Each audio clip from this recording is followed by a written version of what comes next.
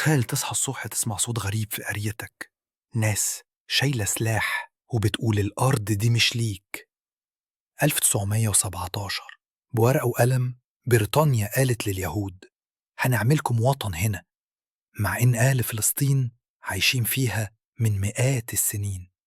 1920 1948 مهاجرين بيجوا واحد ورا التاني، عصابات بتتسلح، والفلسطينيين بيقاوموا بالحجارة وبسلاحهم البسيط. 1947 قرار تقسيم من غير ما يسألوا صاحب البيت.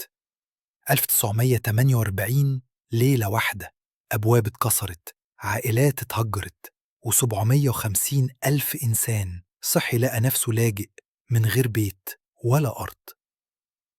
مش أرقام، دي وجوه، بيوت، وحياة اتسرقت في لحظة. لو عجبك الفيديو اكتبلي في الكومنتات رأيك وشارك الفيديو عشان يوصل لكل الناس.